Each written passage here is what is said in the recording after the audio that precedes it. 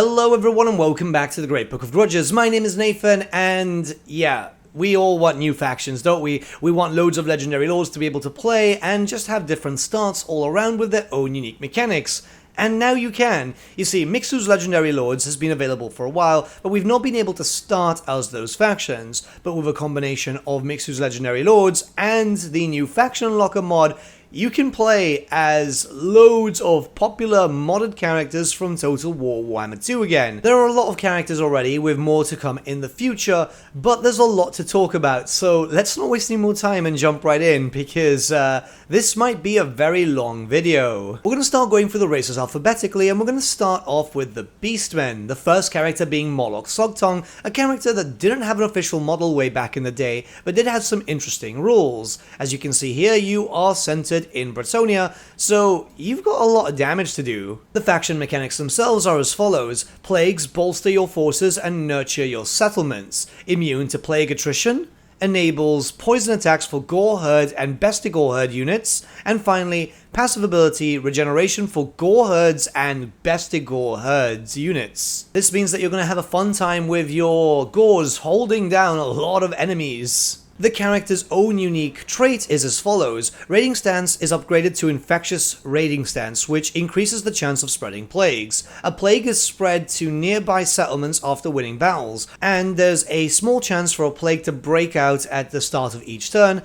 Passive ability Swarm of Flies for Gore Herd and Bestigore units in Lord's Army, and finally the passive ability Curse of the Famine Fiend. You can see that you've got a lot of Nurgle style abilities here. And the character's unique skill line is very varied. As you can imagine, it focuses around a little bit of spellcasting, better Viletide, and giving it as a army ability to all units in army, which I think is quite interesting. Obviously spreading around plagues, and hell, even making your Gores and Bestigore herds a little bit stronger.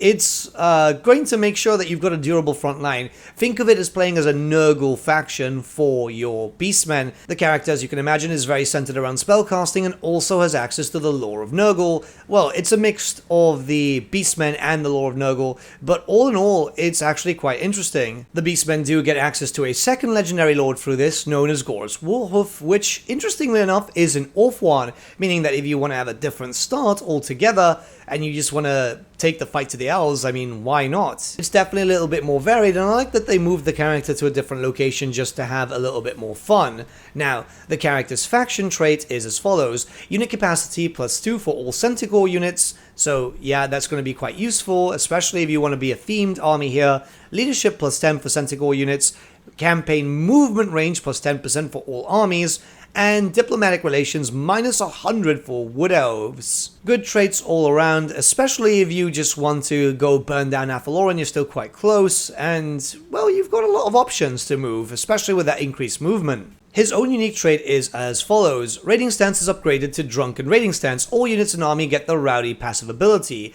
Passive ability Father of Beasts for all units rank 7 and above for Lord's Army, melee defense +8 for all Centaur units, and ability Liquid Fortification. The idea is that you're going to be focusing a lot on the Centaurs, really, it's a theme. And that's further pushed upon on his unique skill line, which is focused around buffing up Centaurs quite heavily too, and getting more money from raiding, and just generally having fun. It's how Gorus just kind of goes around. Gorus doesn't like to just be still a lot. He likes to just enjoy himself. That's why he's known as the father of Thousand Young. And Gorus will have access to some special items that will be available to him as he ranks up. You'll see that you need rank 12 and rank 16 respectively. And yeah, they're quite powerful, as you can see. It's just what you expect from a epic style item. But wait, there's more. There's a generic new hero known as the Gorehoof, which is quite interesting. So you can decide here if you want it to be a throwing axe weapon or if you want it to be more focused on melee. It's a support character basically for Gorus. And I think that's kind of cool because we really wanted something like that on the tabletop and we never actually got it. but it's going to be there to be able to help with diplomatic relations too with the Warriors of Chaos, Demons of Chaos, Beastmen, and Norska factions as they act as their own diplomat. They're fairly multi-purpose heroes, and I think that it works out really well. But now we're moving on to the Bretonnian factions. Yeah, there's a lot of them, and we're going to start off with Chilfroy the Artois, which, as you can imagine, is in Artois. You're going to be dealing with a lot of undead, some orcs, a variety of different enemies just to have a little bit of fun here. So let's jump directly into the faction traits. Leadership +5 during forest battles for all armies. Ward save +5% during forest battles for all armies. Attribute Vanguard deployment for bowman units in all armies. And finally, leadership aura size +50% during forest battles. You're going to be defending your forest from a lot of big beasties, so why not be prepared? His own special trait has the following benefits: Chivalry +4 per turn, and finally upkeep -50% for questing knights in Lord's army. Whereas his own unique skill line will focus towards building up your questing knights, making them much stronger, and even your bowmen too, so your peasant bowmen will become even more of a terror than you're already used to, giving them missile resistance, giving them snipe, giving them a lot more range. This is what you need when you're fighting against loads of beastmen or, well, loads of undead, which you're going to be dealing with a lot of undead. And here are special items that you can see will be available to you at rank 9 and rank 13, and they'll make your character even stronger, which, given that your first enemies are really close by, it's not really going to take too long for you to get them. Moving on to the Duke of Berthstone, who is very far away from his dukedom. As you can see, you find yourself in the Darklands, crusading around there, meaning that you'll be fighting against a lot of greenskins, a lot of Skaven, even some undead too. The idea is to have an alternate start, and I think this works out quite well to give you some variety to play with Bretonnia, with its own special faction effects as follows: Lord Recruit rank +2, Battle reinforcement time -50%, melee attack +6 for lords and embedded heroes for all armies, and melee defense +6 for lords and embedded heroes for all armies. This is going to make things a little bit easier for you as you're dealing with so many enemies, and will probably be quite useful in the future when we eventually get Chaos Dwarfs. His own unique trait is as follows: Chivalry +4 per turn, upkeep -30% for Grail Knights and Grail Guardians for Lord's Army, and passive ability Blessing of the Lady. This should give you a little bit more oomph to your armies, especially as Grail Knights will be very useful here. And his own unique skill line will focus quite heavily on a few things, such as boosting up the power of your knights as expected, but also boosting up the spearmen at arms and the men at arms with polearms, as you're going to need some anti-large to deal with a lot of big beasties. In general, you're going to focus around a lot of warfare, as you are far away from your own home. You're going to need as much help as you can. Don't worry, you still have access to your tech tree, so you can start confederating with the other ones, but this is for a different experience if you so want it. And his own unique items can be found here, awarded at rank 12 and rank 16. These are going to help you stay in the battle as much as possible and dish out as much damage as possible too. You're going to need it. Once again, the Darklands are not a safe place for a Bretonnian. Let's move now down to the areas of Araby, as sometimes you just want to crusade and you want a different start compared to Repunce the Leoness. So here we have the Knights of Regal, which are already at war with some Tomb King factions. As you know, the Southlands is quite the Thunderdome, so you've got to bring your A-game here. And your unique faction effects are as follows: passive ability Frenzy for Knight Lords, embedded Paladin heroes, and all Knight units. Recruit rank +2 for Knights Errant, Questing Knights, Battle Pilgrims, and Grail Reliquaries. Casualty replenishment rate +5% in foreign territory, and raiding stance does not count as a dishonorable act. You're going to need that here, as you're going to be raiding a lot through the territories of Araby, reliving the Crusades. Your unique trait here is as follows: Chivalry +4 per turn, melee attack +5 when attacking for Lord's Army, leadership +8 when attacking for Lord's Army, and finally upkeep -50% for Battle Pilgrims and Grail Reliquary units for Lord's Army. You can already feel the aggression here, but then it's increased further as you start getting your unique skill line, which is focused around, say for example, having loads of flaming attacks, maybe making your battle pilgrims a little stronger, having some increased movement for your character, loads and loads of charge bonuses, leadership, and melee defense bonuses for a bunch of different units, so you can keep as aggressive as possible. These are hostile lands to you. You need to be able to fight as hard as you can. And you'll have access to one item which is available to you at rank 14, which will make sure that your character's there able to deal with anything that's thrown at him. You'll get access to magical attacks, flaming attacks, bonus versus large, increased weapon strength. Your character is ready to deal with anything. Not only that, but this faction will also get access to a legendary hero, Don Domingo, which is a melee-focused character, as you can imagine, and he's built up to, well, just give some damage out there. Giving fear to all knights too, which is also very useful, and helping up with some administrative abilities which you're going to really need if you want to settle around these lands. So all in all, you're here not only just to crusade, but likely to stay too. And to further add to this character's power level, he has a unique item which will be rewarded to him at rank 16. As you can tell, it adds in a lot of extra strength. This is a character that you want doing as much damage as possible. But let's move back to Fair Bretonnia, as the Taint of Undeath is very noticeable there and is ravaging your lands. Well, why not play as the Duke of Leoness and deal with the Duke of Mousillon as fast as possible, so the dead will not rise again, the plagues will not spread. With your unique faction effects being as follows: suitable climate for Temperate Island, defensive supplies plus 250 faction wide, upkeep minus 30% for Knights Errant and Knights of the Realm units for all armies,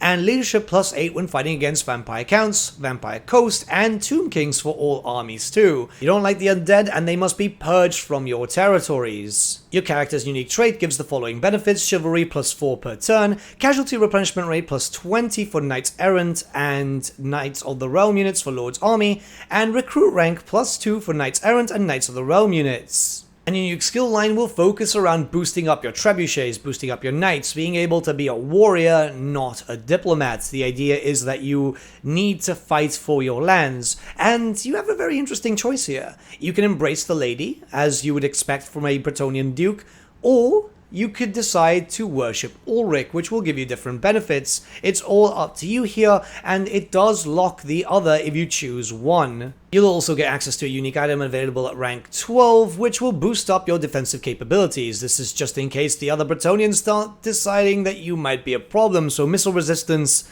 is going to be very, very needed, but overall it's mostly focused on a general defensive way. But let's move down south to the Dukedom of Paravan, just in case you want to play more as a Bretonnian Royal Air Force more than anything else. Here you'll be fighting against Grom the Paunch, a bunch of Wood Elf factions who are surely going to turn their attentions to you, and then you can decide to spread wherever you so wish. With your unique faction effects being as follows: casualty replenishment rate plus 20% for Pegasus Knights, Royal Pegasus Knights, and Royal Hippogriff Knights for all armies. And finally, Bretonnian Knight Lords will start with a Pegasus mount. So again, keeping with the theme of you're being the Bretonnian RAF here. And your unique character trait is as follows: chivalry plus 4 per turn, upkeep minus 30% for Pegasus Knights, Royal Pegasus Knights, and Royal Hippogriff Knights for Lord's Army, and passive ability Blessing of the Lady. This means that, again, if you want to focus on an RAF, this is probably going to be the best time for you, but keep in mind that you will still need a grounded unit, or else that you will have problems with the battles. Your unique skill line will focus around a variety of different things, but it's mostly to keep you aggressive.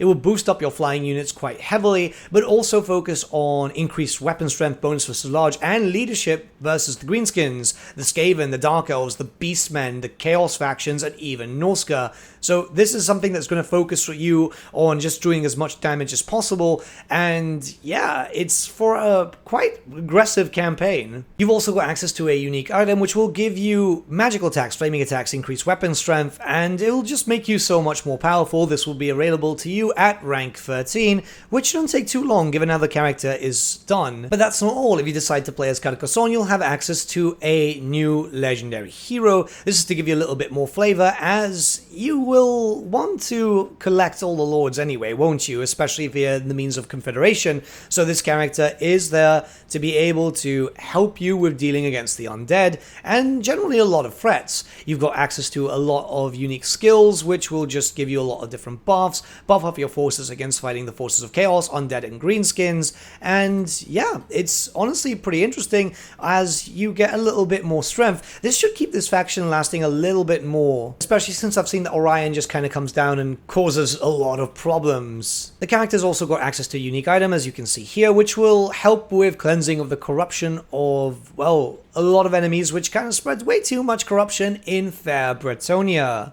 Let's move on to the Dark Elves now, and we have Talaris Dreadbringer. He is situated in North 1, and the great thing right now is that you start with all the different buildings and all the settlements. I'm not sure if this might change, but this gives you a massive push already onto Alariel. You've also got Nakari right next to you, which is a potential ally, but in most cases you are alone on North 1, and you need to be able to fight as much as possible. You'll also be starting off with that minor army, so you can play defensive at the beginning. Maybe you might have some luck. It depends on how much the elves don't want you there. The faction effects are as follows: diplomatic relations plus 100 with the faction of Hargonef. Recruit rank plus 2 for Hargonef executioner units. Recruitment duration minus 1 turn for Hargonef executioner units to the minimum of 1 turn for all provinces, and income from post-battle loot plus 10% for all characters. Keep in mind that yes, with this character too, you'll be able to get the Sword of Cain very, very early. Your own unique trait has the following benefits: passive ability The Dreaded, leadership plus 10 for embedded Death Hag, Hargonef executioners and witch elf units in Lord's army, and finally attribute fear, which causes fear for embedded Death Hags, Hargonef executioners and witch elf units in Lord's army. You've got quite a lot there, but not only that, but your skill line will also focus around boosting up your Death Hags, your Witch Elves, hell, even your Hargonef executioners. You're here to do a lot of damage. You are obviously the Chosen of Cain, so you want to be able to just slice your way through all these High Elves which have taken your lands away from you. There's a lot of different options there, and really, if you want a hyper-aggressive Dark Elf campaign, this is probably going to be the one for you. Not only that, but you'll already have access to your own unique item, which means that you'll already be able to do quite a lot of damage as you start. And yeah, like I said, this is quite a hyper-aggressive campaign. This is likely going to be my next stream because it's pretty interesting. And finally, we have a legendary hero here for Malakith, so you've got a little bit of extra flavor as you begin. This is Kuran Darkhand, and he's here to do some damage. As you can see, his own special trait is as follows: leadership plus 25 and melee attack plus 5 for Kuran Darkhand when embedded into Malakith's army. He's stronger next to his liege, and recruit rank plus 2 for Blackguard of Nagaron units in Hero's army. If you want a full army of Blackguard, which, I mean, you're playing Malakith, then this is the character that you need. His unique skill line 2 will start focusing up on giving Frenzy to Elves when you're fighting against High Elves, or maybe just improve the Blackguard even stronger, make them very, very powerful, make them a true terror that they were known for as the tabletop. So yeah, you get a lot of different options here, and this is a character that's just built to do damage. As you can tell from his stats, he's just ready to rip apart anything that's thrown in front of him. And he also has access to a few unique items which will be available to him at rank 12 and rank 16, a little longer than usual, but once again increasing his damage capabilities, his defensive capabilities, and even boosting up the Blackguard once more by giving them fear. Yeah, this character is not here just to play around, he's here to destroy. But that's enough for the Dark Elves. Let's move on to the Dwarves, as you've got new legendary characters and new factions just like everyone else, just in case you want a little bit more flavor or you want some more characters to confederate with. So here we've got Kadzador Dragonslayer, and we have some really interesting faction effects. Attribute Wallbreaker for minor units, all armies. Income from Toolmaker minus 50% faction-wide, but income from Iron Mines, Gold Mines, and Stone Quarries are plus 100% faction-wide. So here's the main thing: you're going to be focusing a lot on miners just to be able to just do as much damage as possible. And your unique character trait will help you with that too. Leadership plus 8 for Ironbreakers and minor units in Lord's army, and ammunition plus 100% for Ironbreakers and minor units for Lord's army. This is going to make things a lot more interesting for you, especially as you start looking towards your unique character skills. This is going to focus around doing more damage to Greenskins and Skaven. You know, there's a bit of a grief coming around here, but also increasing the character's capabilities fighting, causing fear against the Skaven and the Greenskins. You're going to want a very aggressive campaign, and this is definitely going to be the one that's going to give it to you. If you want a really hyper-aggressive dwarf campaign, that is, you can't let those beasties survive, and you're going to want to be able to just slap them away from the Badlands as much as possible. You'll also have access to some unique items, which are awarded to you at rank 9 and rank 15, all of them very good in general, just to boost up the capabilities of your character. Or maybe you want to deal with the undead threat in Sylvania ASAP, where you can play as Sufbar and Grim Bollocks in here, which is a character that a lot of people kind of want. He's a very popular character in the tabletop, mostly because his model was so cool. And Sufbar is always a cool region, so why not? Your faction effects here are quite strong too, as you can see. Research rate plus 20%. Hero capacity plus 2 for Master Engineers. Hero recruitment cost minus 50% for Master Engineers, and finally construction cost minus 50% for all engineering chain buildings faction-wide. You've got quite a lot of benefits here, and just the research rate is going to be very beneficial to you. Your own unique character trait grants the following benefits: range plus 15% for gyrocopters and gyrobombers in Lord's Army, attribute Vanguard deployment for gyrocopters and gyrobombers in Lord's Army, and upkeep minus 30% for gyrocopters and gyrobombers in Lord's Army. As you can see, it's going to focus a lot on a bit of a Dwarven Air Force and being able to drop a lot of bombs. So this is where the character gets a little bit more different, as you can actually choose your mount option, and this is where your gameplay changes, as you can either have a gyrocopter or a gyrobomber. Then there's different skills attached to that. It very much depends on how you want to play. Like, it's a really interesting idea. I really like this, as you're still going to have like the Master Engineer skills, all the usual stuff, but you can focus very heavily on a different type of playstyle. It's very unique when compared to other characters that have been introduced. And yeah, I'm a big fan of this. I'm a really big fan of this. But how about if you want another legendary lord for your rune crafting? Well, Crag the Grim is available to you if you decide to work on your rune crafting. It's literally just that, and he's pretty cool. You start off with increased hero capacity plus 1 for runesmiths, ability Master Rune of Death, and shared cooldown minus 15% for all rune magic. It then gets even better as you start pushing through everything else. You know, you've got loads of unique skill lines which will focus around your runes, your runesmiths, your rune lords, and even getting some oath gold. I'm a big fan of this. I think this is really interesting, and it's a nice way to have characters that really shouldn't have a start position, just giving you a little bit of extra flavor. You'll also get access to a bunch of unique items available at rank 8, 12, and 14, as you can see. Not too long, especially if you're going to be playing as a dwarf, you know, and getting into a lot of fights versus all the greenskin factions. So yeah, it won't take too long at all. Just jump right in. Now we're moving on to the Empire, and as you can imagine from the previous Modern Warhammer 2, there's going to be a lot of characters. But we're going to start off with Marius Leitdorf in Averland, as he is the best Elector Count. He's one of my favorite miniatures from the tabletop, so let's just jump right in. So when it comes to faction effects, we have the following effects: immune to mountain attrition for all armies, and diplomatic relations minus 15 with the Empire, Kislev, Southern Realms, and Bretonia. So yeah, things are not going to be too well for you if you don't plan to increase your diplomacy through other means. Your own unique trait is as follows: melee defense plus 8 for Empire Knights, Knights of the Blazing Sun, and Reichsguard units for Lord's Army. Yeah, it might not seem a lot, but you're going to want that glorious cavalry charge smacking into pretty much any greenskin that comes in against you, which, you know, it's going to be kind of cool. Anyways, now if you move on to his unique skill line, it's going to focus around boosting up your protectors, whether this be your pistoliers, your knights. It's mostly going to focus on that. You're going to have a very themed army with that, and obviously being able to do loads of extra damage against Wood Elves and Bretonians, because they have unicorns, and unicorns must be destroyed. Yeah, I know. I love this character. It's a pretty fun thing. It's all pretty lore friendly too. Perhaps you want to take the fight directly to Festus at the very beginning, where you can play as the province of Hochland. Yeah, this is not going to be an easy campaign, as you are going to be dealing with a 20 stack very early on. They're going to be able to attack you. You need to prepare yourself, but if you want a challenge, and if you want to stop the Empire from having all the authority issues that they tend to have, this is probably going to be the one for you.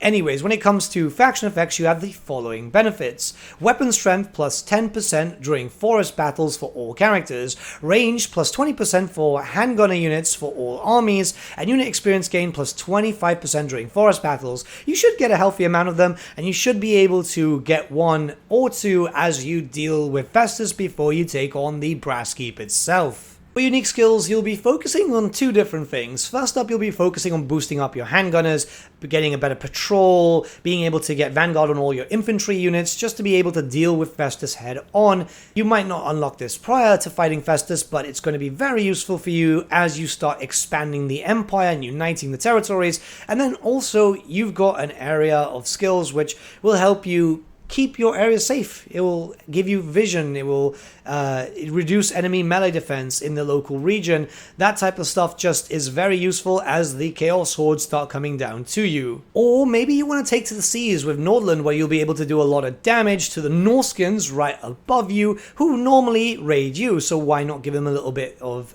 damage back? It very much depends, and you can see that there's an interesting Norskin character too that we'll be talking about later in this video.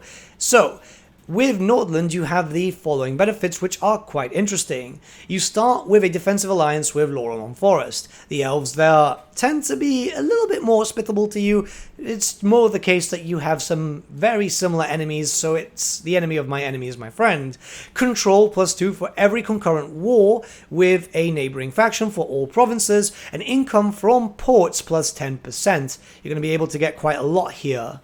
Your Lord effect is fairly simple but very useful. Leadership +1 for every concurrent war or units in army. This means that a little bit of leadership is going to be quite helpful, especially if you start moving into Norska, which you're definitely going to have all the factions, well, pretty much start war with you. It's what can be expected from those savage monkeys. But when you start looking towards your own unique skill line, this is where things get right interesting.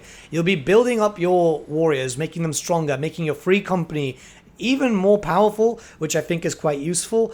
But as you start getting there, you'll be able to get more damage against the Norscan tribes, being able to rid the taint of that area, also get some growth going around, construction cost reduction for ports. But not only that, you'll also get a skill point which will make Lorelorn become your vassal, meaning that you'll have some defensive allies, well, servants there, just to make things work a little bit better off for you. Well, maybe you want to deal with Azag directly instead, and maybe help out your Kislevites friends, so why not play as Ostermark, an area which is surrounded by enemies. Keep in mind that not only do you have Azag and the Norskins, but you also have the Sylvanians and also Dryker. This is going to be a quite hectic campaign, so you need some good benefits. Ward save +10% for embedded Witch Hunter heroes, upkeep -50% for Witch Hunter heroes, hero capacity +2 for Witch Hunter heroes, and diplomatic relations +40 with Kislev, all very, very useful as you start getting into war and war and more war. The character's own special trait will also give immune to psychology to Empire Knights, Knights of the Blazing Sun, and Reichsguards units,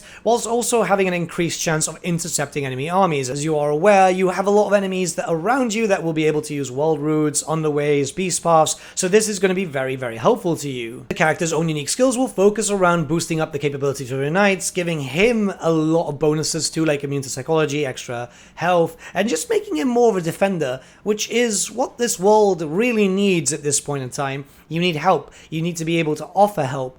This is a very volatile place, and there's so many enemies which are going to start rampaging through you and your allies' territory. Or maybe you want to have something more ogreish. Yeah, I know, it sounds a bit weird, doesn't it? With the Imperial Province of Ostland. So here you'll be taking the fight directly to the Norskins once again, as they will be causing loads of problems, especially Azazel, who's very close to you. But yeah, you've got some interesting things here. So let's look at the faction effects. And we've got, has access to unique building, which grants access to Ogre Mani units, requires the Ogre Kingdom DLC. Diplomatic relations with the Ogre Kingdoms, +20. Armor, +20 for Spearmen and Halberdiers, all armies, by the way. And Attribute, Formation, Attack for Spearmen and Halberds units for all armies. You want to be able to do damage, so you've got access to a lot of Ogres. And that will be further represented with your humans, as you can see here with your unique traits, where your spearmen will get expert charge defense, and all your units will have increased unit mass. They're haughty, they're strong, they're ready to do some damage.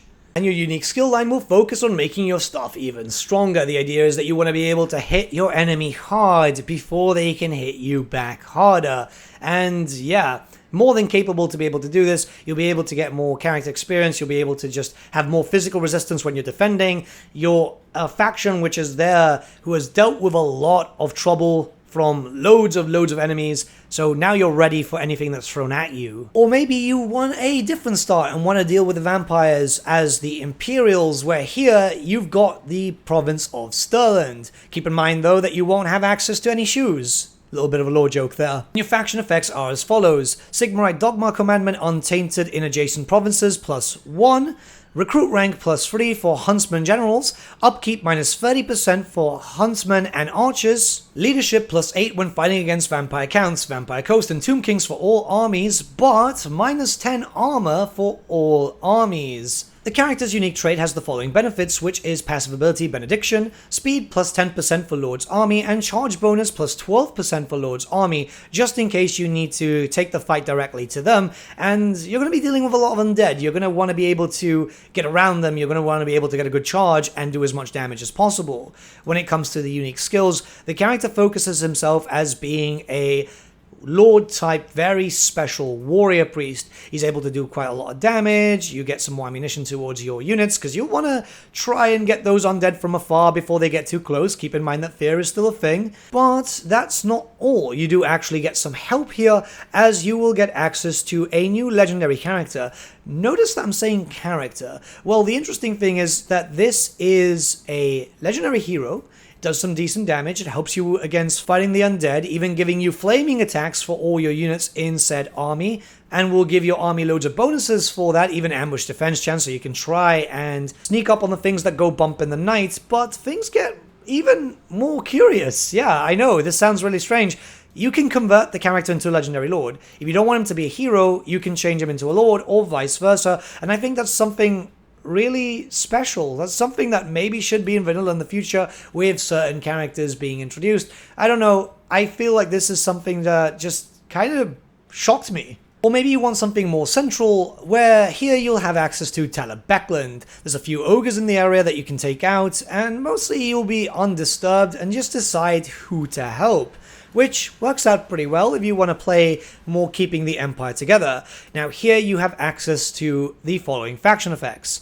Cult of Tal and Raya has access to a unique temple building, which grants access to a warrior priest of Tal and 3 different cult units. You'll start with those units too, so you can see them at the start of your campaign. Unlocks hero recruitment, warrior priest of Tal, physical resistance plus 10% during forest battles for all armies, and finally, upkeep -15% for Cult of Tal and Raya units. Your character is quite the aggressive type, with his following unique traits: melee attack +5 when attacking Lord's Army, and leadership +5 when attacking for Lord's Army. This is going to be quite helpful for you, as, well, the Empire is currently a lot of damage is being done there. So you've got your unique skill line too, which is going to give you access to extra control, extra melee defense. It's going to focus mostly on your character and some administrative duties, but the idea is to be able to meet your enemy head on and do as much damage as possible. You've got access to the Tarlite buildings there, which will also give you the new units. And the Warrior Priest of Tal is quite interesting because it's essentially like a new law of magic. Well, it's a Warrior Priest, so they don't really have laws, but you know what I mean. They have their own abilities. They'll be able to be there for support. They'll be able to do some damage. The idea is to have something extra, which is something that I really hope in the future happens for Warhammer the Old World. It's important that the religions in Warhammer, especially within the Empire, get expanded upon, as religious units, you know, add a lot of flavor into an area which desperately needs a lot of flavor. Do you want to play as Wissenland? Well, you're not going to get Countess Emmanuel. Instead, you're going to get Elseth von Draken, a character from the Tamukan series, which I am a very big fan of, and she has the following benefits: Winds of Magic Power Reserve capacity +10 for all armies, good for your spellcasters. Unlocks hero recruitment Amethyst Wizards, so you can get that very early on. Recruit rank +3 for Amethyst Wizards, and finally spell resistance +20% for all Lords faction-wide. It's going to be quite beneficial to you, especially as you start dealing with all the Chaos Laws, which we know they can be very, very powerful, and they can cause a lot of problems. Anyways, if we look towards her own special trait, we've got the following benefits: ambush success chance +20% for Lord's Army, and melee attack +5 when fighting against Vampire Counts, Vampire Coast, and Tomb Kings for Lord's Army. So as you are ruling over Null, you do have some special skills which focus around her, which will increase the range, ward save, and even reduce the upkeep of mortars, great cannons, Hellblaster volley guns, Hellstorm rocket battery units. The idea is that you are going to focus very heavily on guns, but also on a lot of magic too, because, well, you know, she is a very powerful spellcaster, let's just put it at that. So yeah, you've got that, you've got access to the Carmine Dragon mount, so you've got something really, really special, as having a dragon is going to be very useful when you start dealing with the forces of chaos. You'll also get access to Theodore Bruckner, who can be described as the biggest simp in Null. If you know, you know. But this is a character that's built to do melee damage. He's also got access to a Demigryph mount. He is there just to do the Dark Lady's bidding. That's literally it. But this is an excellent support character that will keep a very well defended as you're still building up to get the Carmine Dragon, and overall he's just very, very good. If you remember him from Warhammer 2, then yeah, you'll remember him very, very well. Let's move on to the greenskins, and we've got Gorfang Rotgut. This is a character which has access to quite a lot of regions at the very beginning. You will be fighting against Queek, you will be dealing with Scarbrand most likely, as he will cause problems. You're surrounded by a lot of potential enemies, and hell, you know that the greenskin factions can't really be allies too, because they're greenskins and you need to beat them down. However, if you do want to take a more diplomatic approach, you have the following faction effects. Diplomatic relations, minus 120 with dwarfs, yeah, that's going to be quite tough, but can make trade agreements with other greenskin tribes. Leadership plus 10 when fighting against dwarfs for all armies, armor plus 10 for all orc biggun units, recruitment cost minus 20% for orc bigguns, and finally, Gorfang Rotgut steals a percentage of XP earned by other lords, so you will be able to get him up to rank 50 quite quickly if you just slam your way through. You can further make your Biggun stronger with your own unique trait, which is bonus versus large plus 12 for all Biggun units in Lord's army, melee defense plus 8 for all Orc Biggun units for Lord's army, and ability Gorfang's War replaces the standard War in all units in Lord's army. Your unique skill line will be very, very orky, where you'll be focusing around doing extra damage against dwarves, building up your character, making your orcs, even your standard orcs, have a lot more armor, which is going to make them extremely durable, and even getting regeneration too. There's a lot that can be done here, and yeah, you're going to be able to have a big war rampaging around the area without too much of an issue. When it comes to unique items, you've got access to 2, which are quite strong, and we're not going to go through every unique item for every character, as you might have already noticed, or else this video is going to be like 2.5 hours long, and it's already getting to be quite long by the usual standard. And coming in with a very quick edit here, I did forget that Volkmar also gets a legendary hero. This is Luther Huss. You might remember him from Warhammer 2.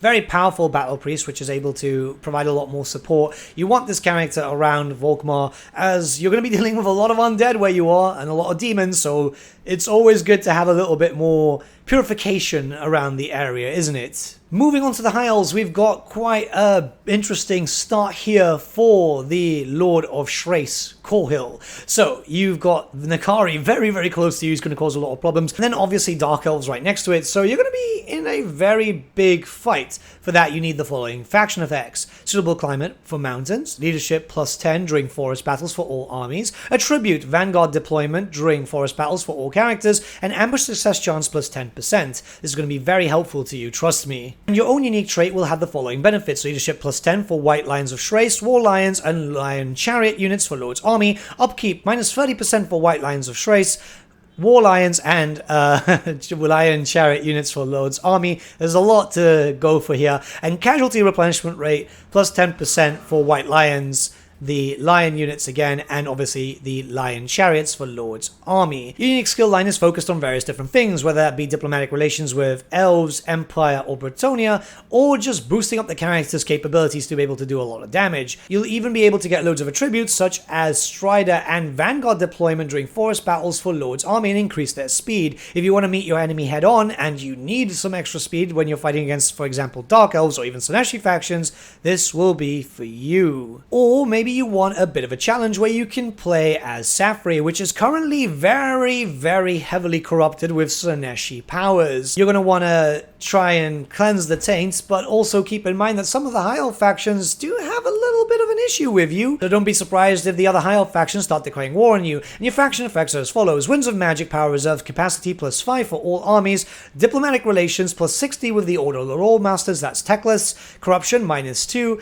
and recruitment duration minus 1 turn for Swordmasters of Hoeth to the minimum of 1 turn for all provinces that you may own. Your unique trait grants the following benefits, which is upkeep minus 30% for Swordmasters of Hoeth in Lord's army, passive ability Arcane Conduit, and finally leadership +10 for Swordmasters of Hoeth units in Lord's army. Those units themselves are going to be very helpful for you as you start expanding and you start dealing with possible civil war in Ulthuan. Now, when it comes to the unique skills, you have something very, very interesting here, as you can dedicate the faction as to what you want. You can either focus very heavily on spellcasting, which will then focus on buffing up spellcasters throughout your factions, or you can go into a more melee form. This is more the flavor. What do you prefer? What do you like? And it also adds for replayability if you want to play as the faction twice, because it kind of works out quite well.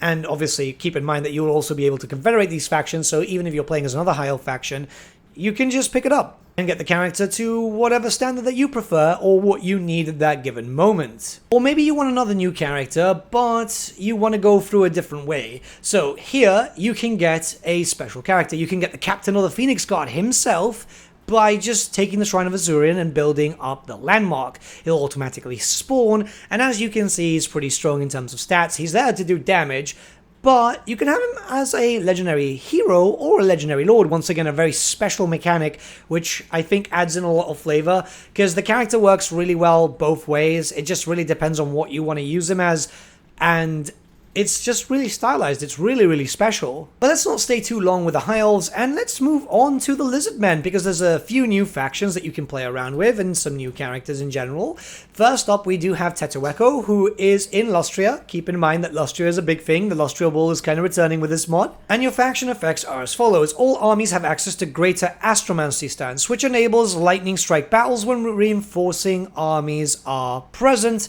and enables Vanguard deployments for all units. Cooldown -5% for all spells, hero capacity +2 for skink priests, and winds of magic cost -1 for all spells. Pretty good bonus overall. Your trait itself is as follows: passive ability Judgment of Uxmak, and ambush defense chance +25% for Lord's army, which is very useful considering that you're going to be dealing with a lot of Skaven who can be very, very sneaky, and you're going to need to kind of push them away a little bit. Anyways, if we move on to his unique skill line, it's actually quite good. So you've got access to a variety of different things, focusing a lot around reinforcements, being able to support your characters, being able to get extra winds of magic, even being able to get the Thunderbolt as a bound ability. So you're going to be able to do a lot of damage, and it's a very supportive faction, which I feel is kind of needed. With the Lizardmen, just add something different. A little bit of different flavor is always really nice. Or maybe you want to play as another Slann, because we are really kind of lacking on Slann characters. I think it would just be nice if we had one more. I'm not even going to attempt to pronounce his name, because, yeah. And you're quite next to the Vampire Coast, you're next to the Skaven again. You're also very close to Gorok, so you have a potential ally. But this is where things start getting weird when we start looking towards the faction effects. So diplomatic relations -60 with the High Elves, Dark Elves, and Wood Elves. The Elves are not going to be your friends here. Leadership aura size +50% when fighting against Elves for all characters, and melee attack +10 when fighting against Elves. Ambush success chance +25%. So overall, you're going to be dealing with a lot of Elves. The Elves are not going to like you. As you start uniting, Lustria expects for the Ulthuan attack. It's going to happen. Your unique character trait has the following benefits. He leaves a protective mist on regions that he visits for the duration of 3 turns. These are general bonuses that you'll kind of get used to as everything progresses. Unit experience gain +50 for Lord's army. Winds of Magic Power Reserve change +40% when increasing, and miscast base chance -50%. He's a very strong spellcaster, and he's obviously a very ancient Slann, so it makes him very durable to deal with those types of things. Then you can start looking towards the unique skill line, which, as you can expect with a Slann, is going to focus around magic. It's going to focus around a variety of different things: the Shroud, just being able to power up the Geomantic Web, extra leadership when fighting against Chaos and Norska, extra weapon strength. It's quite beneficial, and you will also get Pit of Shades as a bound spell. So you do have access to quite a lot of stuff to be able to just cause problems to anything that comes to you. Again, keep in mind the Elves. This is something that I was playing for about an hour and a half, and the Elves do become a bit of an issue sometimes. But to add a little bit of extra flavor, you also get a legendary hero, Chakax the Eternity Warden, who is built up to do quite a lot of damage. He's available from turn 1, and yeah, he's going to boost up your capabilities. He himself can then get some bonuses against the Greenskins, Skaven, Dark Elves, Beastmen, Chaos, Norska. Like, he is there to do a lot of damage. He is there to also kind of just boost up your temple guards to make them a lot stronger.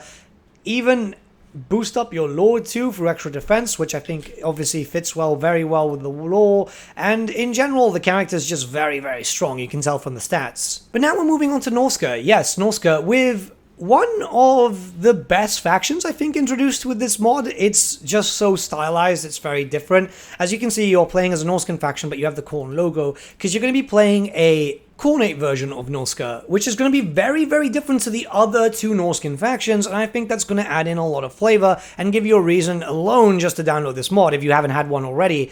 But yeah, it's very special. So let's look at the faction effects. Marauder Chieftains may devote themselves to Khorne by becoming powerful Chaos Lords of Khorne, which is the same thing that you've seen already from the new DLC. Immune to high seas attrition, leadership aura size plus 25% when at sea for all characters, upkeep minus 15% for Marauder Berserkers, all Skin Wolf variants, Norscan Ice Wolves, and Norscan Warhound units, and finally diplomatic relations minus 60 with Bretonia. This is a great melee character, as you can expect, because you know he's Khornate, and yeah, he's very, very powerful. You can tell from the stats he's there not to play around. He's also able to use this unique skill line to boost up the melee defense to your skin walls, your wolf units in general, give them perfect vigor, hell, even give them more missile resistance. So you're going to be using a lot of dogs when it comes to this character, but also increase post-battle loot. You can get him mounted on a Juggernaut. Overall, the character's just absolutely fun to use. The reason why I sound a little bit winded today is because I was playing late into the night, just giving this a shot, because I was curious on how he played. As you can see, the faction is very different to the other Norskans, as you have a healthy mix of God-touched Khornate units. You've got the Juggernauts, you've got the Skull Crushers, you've got the Marauders of Khorne, you've even got Chaos Warriors of Khorne, and then you still also have a mix of, you know, the big Norscan stuff, so all the wolves. You've still got the mammoths. It's just a very different type of playstyle. So if you're looking for a new Norscan experience, this is definitely the one for you. But we're moving on to the Skaven now, which is going to be a fan favorite. This is the clan Mordkin. So these are Skaven who are very infatuated with the undead, let's just say that. They remember when Nagash was around, and I guess PTSD doesn't really leave the body that quickly. Anyways, when we come to the faction effects, we have melee attack plus 8 when fighting against Vampire Counts, Vampire Coast, and Tomb Kings for all armies. Armor plus 10 for all characters, and income from post-battle loot plus 10% for all characters too. You want to build up your forces, you're surrounded, you've got loads of High Elves, you've got loads of Undead, you've got loads of Lizardmen factions. You need to build up your treasury and build up your armies ASAP. When it comes to your specific traits, you have armor plus 10 for all Storm Vermin units in Lord's army, and recruit rank plus 3 for Storm Vermin units in Lord's army, proving once again that even a modded added character is still better than Tretch Craventail. It's kind of sad, isn't it? Anyways, when you start focusing up on your skills, that also proves that you're better than Tretch Craventail.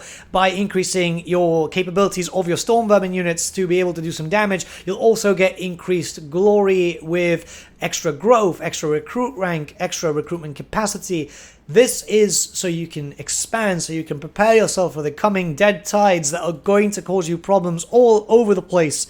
Yeah, you need to be able to fight, and you're going to have to be able to fight with loads of factions, so these bonuses are going to be very, very useful for you. But keeping on theme about talking about the dead, let's talk about the Tomb Kings, as there is a really interesting character over here. If you control Numas, you'll be able to then have a new legendary lord, which is focused on a lot of different stuff compared to Cetra. So if you want to play the Confederation game, you can. Obviously, you'll kind of need a mod for that, but it's to add in a lot more flavor and just give you some more starts. So when we start looking towards the faction effects, you've got income from gold mines plus 25% faction-wide, casualty replenishment rate plus 5% for all armies, recruitment rank for Nehakara horsemen, skeletal horse archers, skeletal chariots, and skeletal archer chariots +3. And finally, unit capacity +2 for skeletal horsemen, horsemen archers, and Nehekara horsemen. You get a lot of cavalry focus with this, so if you want to try something different and not go for all the big beasties, well, there you go.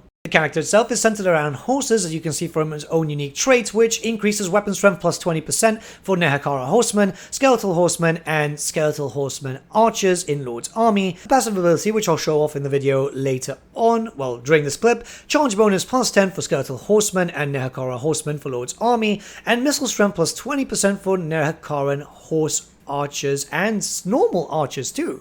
So you get a lot of extra benefits to your arrows when you start looking towards the character's unique abilities with his own unique skills. You can focus around increasing trade, so you can get a lot more money coming in. You can get the character being stronger, increasing your archers to making them much better. All of your archers, by the way, and increasing their speed, your horsemen. It's all about just building up and expanding really quickly. This is how I felt this faction, and this faction does it very well. And maybe you want a legendary hero too, so here you've got Ramaltep the Visionary, which, if I recall correctly, did not have an official model, but you just used the kit bash and normal necrotect and just use it on the tabletop. I didn't play a lot of tabletop Tomb Kings, to be honest, because they were one of the worst armies on there. However, this character is absolutely awesome if you like the big beasties, if you like using loads of constructs. His unique skills are focused very heavily on that, where you can have a really terrifying army and then make them even scarier. So why not use this character? Why not just build up a massive army of battle kitties, Upshakti, anything there? He also gets access to a bunch of mounts, so you can see the chariot, you can get the war sphinx, you can get the necroserpent, sorry. There's just so much about this character which is so cool, and it allows you to play around with loads of different loadouts. You do get a lot of skill points now too, so why not just have a lot of fun with it? Now we're moving on to the Vampire Coast, and we have a legendary character over here, which might not sound too interesting, but this is something I always wished that was a legendary hero. This is Captain Dracula, a very important character, believe it or not. It's the right hand of Luther Harkin, and he's basically their sworn to protect. It's one of these things where it might not sound so interesting, but if you've read the lore, particularly the end time stuff with the Vampire Coast, you'll realize that if it wasn't for Dracula, Harkin would have been dead a long time ago. And this character is there to be just that. It's there to defend Luther Harkin, to be able to increase loyalty throughout all the different armies that you may have. You'll be able to increase the capabilities of your soldiers, and just in general, you want it next to Harkin. You want this dude next to Harkin.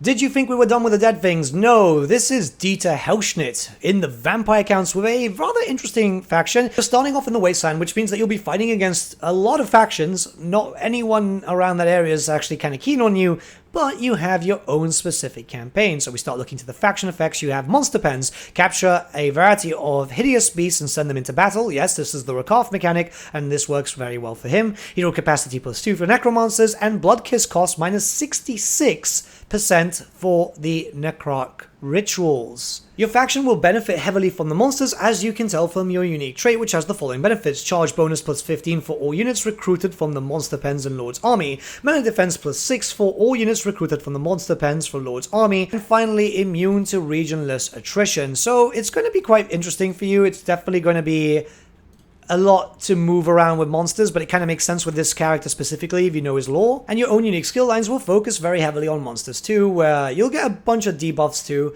and you'll be able to get more replenishment, even better at ambushing, but you'll get your monsters a little stronger with extra weapon strength and melee attack, which is obviously quite useful.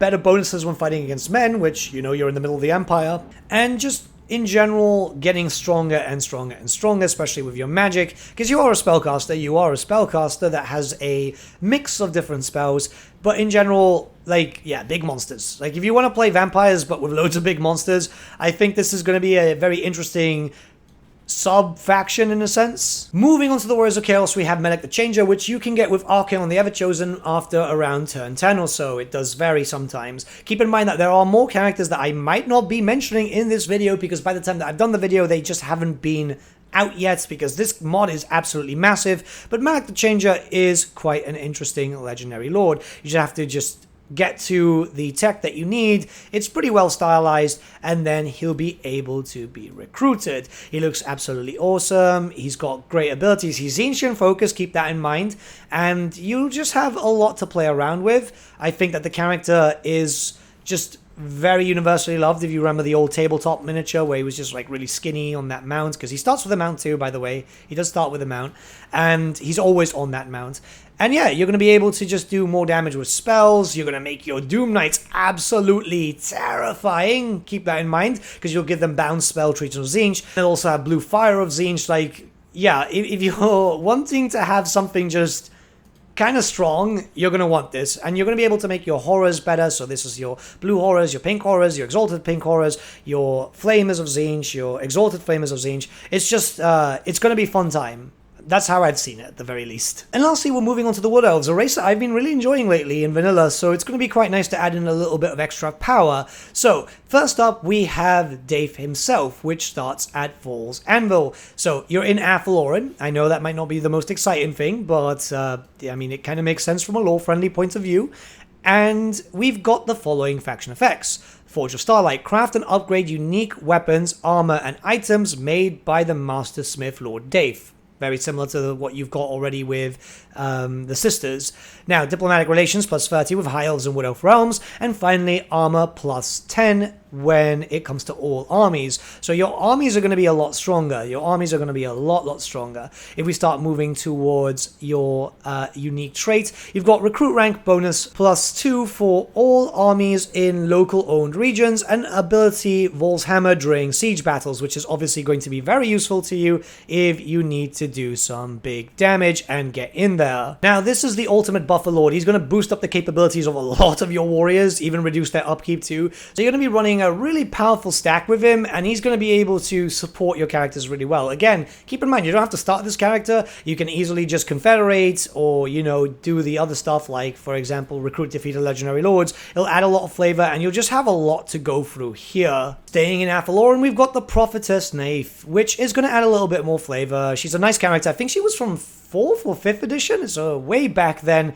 but it's a character which is going to be quite different, as you're going to be able to focus more heavily on magic than anything else. And you can see that here, when you go into the faction effects, can build a special Waystone building, which grants bonuses to forces in adjacent regions, very helpful for you. Hero capacity plus 2 for spell singers, and hero recruit rank plus 3 for spell singers. So if you want a very heavily Wood Elf focused magic army, this is definitely going to be the one for you. And she's pretty strong due to her own faction traits, which are as follows. Embedded Spellsinger heroes can cast additional spells from their lords without unlocking them for Lord's Army. Passive ability, the Cerulean Shield, and passive ability, Arcane Conduit. You've already got a nice amount of bonuses over here, but it gets further expanded upon as you start looking to her unique skill line, which once again, as you can imagine, is going to focus on a lot of spellcasting, but also some defense, spell resistance, extra power to your spell weavers now too, and extra speed for your spell singers. It's going to be very focused on magic, and that's what the Wood Elves are kind of lacking at the moment. I would like a lord which focuses very heavily on magic, so this adds in a lot more to it. And finally, for the characters, we have a character based in the Forest of Gloom, which means that you're going to be able to have a little bit of fun here. It also starts off for rank 2 with all the slots empty, so you can just pick and choose what you want to build up. You've got quite a lot to go through here. You've got loads of enemies, because obviously you've got like the greenskins, you've got the ogres around this area too, some undead. You've got some potential allies with the dwarves, depending on how they'll work with you. But overall, it's going to be for a different start, which, you know, the Wood Elves themselves don't have a lot of varied start positions. But when we start looking towards your faction effects, you have all Shadow Dancers of Loic abilities available to War Dancer and Blade Singer units. Weapon Strength plus 10 for War Dancers and Blade Singer units. Upkeep minus 15% for War Dancer and Blade Singer units, and finally Diplomatic Relations minus 40 with the Greenskins. Your unique traits will have the following abilities: Dance of Doom and Leadership plus 10 for War Dancer and Blade Singer units, which might not sound too impressive, but the fact is that these are your main units, so you're going to be forming armies and armies and armies around this basic basis. And when you start looking for your own unique skill line, you're going to be able to see that your Lord's army can get better with the charges and speed,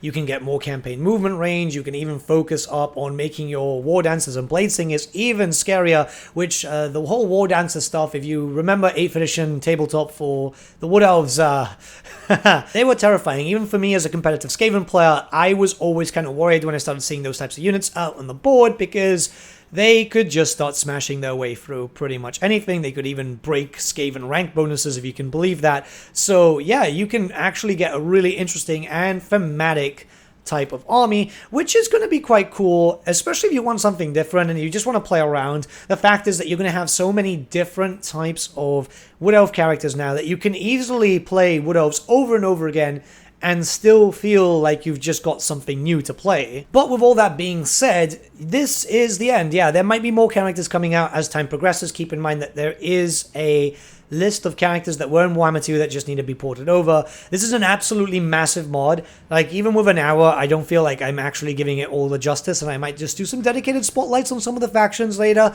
It all very much depends on what you guys think, but you desperately need to play this if you want more factions, if you want more to play with until, you know, because we're still waiting for DLC, we're still waiting for the Chaos Dwarves. Why not play with these factions too? Especially if you're new to the series, if you've just recently jumped into Immortal Empires, you've bought all 3 games. If you want to experience what we've been experiencing since, you know, Warhammer 1 and Warhammer 2, here it is. There's 3 mods in the description below, and you're going to need all 3 of them. This is MIXU'S Legendary Lords, the Asset Kit, and also the Faction Unlocker, which also will allow you to play with loads of minor factions too, if you want to, if you don't want a Legendary Lord. But this is an absolutely massive, like massive even doesn't work, gargantuan type of mod, which is going to give you so many extra hundreds of hours of playtime. I've just passed 1,000 hours on Warhammer 3, and I still feel like I've got a lot more to go with just the vanilla stuff. So imagine how many hours more I'm going to get with all this. But with all that being said, let me know what you guys think about this mod in the description below, and let's start a bit of a discussion. It's been a long day. It's been a long, long, long day.